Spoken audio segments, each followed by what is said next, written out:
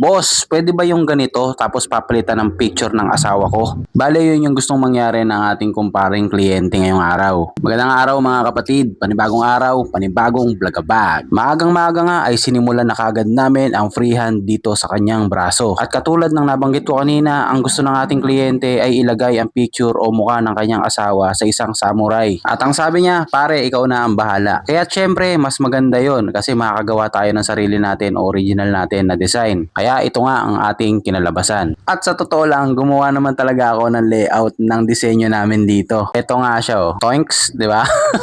Ready-made na stencil na yan. Pero ewan ko ba, talagang mas trip ko talaga mag-freehand eh. So ayun, ipinaalam ko naman yun sa kanya at saka payag na payag naman din daw siya. Ako nga daw ang bahala. So yun nga, maagang maaga, pasakitin na natin ang ulo ko.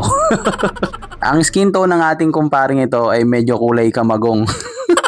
Joke lang pare. Bale yun, parehas nga kami ng skin color. Tall, dark, and wholesome. Kidding aside, gumamit tayo rito ng medyo dark na contrast. So iniba ko yung usual na timpla ko ng gray wash dito. Mas tinapangan ko yung timpla. Para naman kahit tan skin ang ating kliyente, ay sure tayo na magiging visible yung outcome ng kanyang tattoo. Para sa akin kasi kapag medyo dark ang skin tone ng ating kliyente, hindi tayo pwedeng gumamit dito ng sobrang wash. Pag ganun kasi kapag nag-heal siya, masyado na siyang malabo tignan. Di katulad kung talagang matapang yung gagawin nating contrast, kahit na mag-heal yun, kitang-kita pa rin yun sa kanyang braso. At syempre, ang gamit pa rin nating ink dito ay mula sa Venom Tattoo PH by Lestat Reynosa. Sa glide at foam wash naman, pati na rin ang aftercare na ibibigay natin sa ating kliyente ay nagmula naman sa Cloud Tattoo Products by Kilabot Ruiz Sablay. At mabalik nga tayo dito sa ating ginagawa. Merong ilang mga tropang tattoo artist na nagtatanong sa atin kung paano nga ba tayo nag-shade. So pagdating doon, iba-iba yung style ko ng pag-shade. Depende rin yun sa hinihingi ng design. Pero usually kapag realism na ganito, madalas kong gamit dito ay yung pendulum style o yung para kang nagwawalis.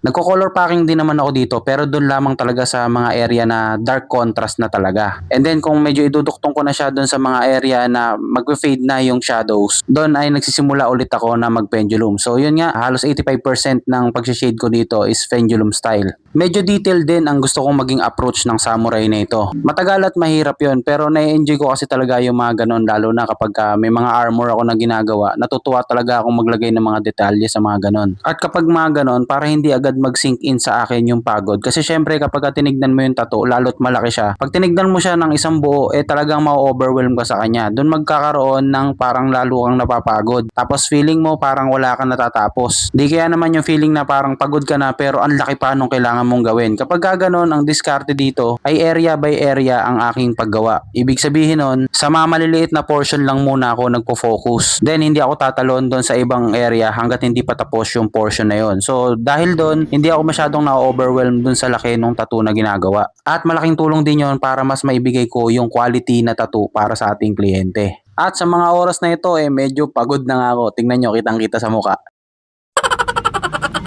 Diba? Antado! So yun nga, pagkatapos ng ilang oras na romansan sa balat, ito na ang ating resulta.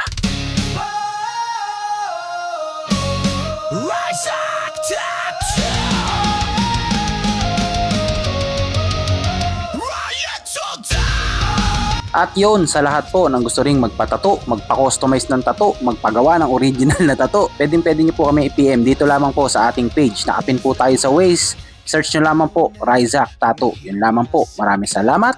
Paalam! Guhit ng kwento, tinta ng karanasan.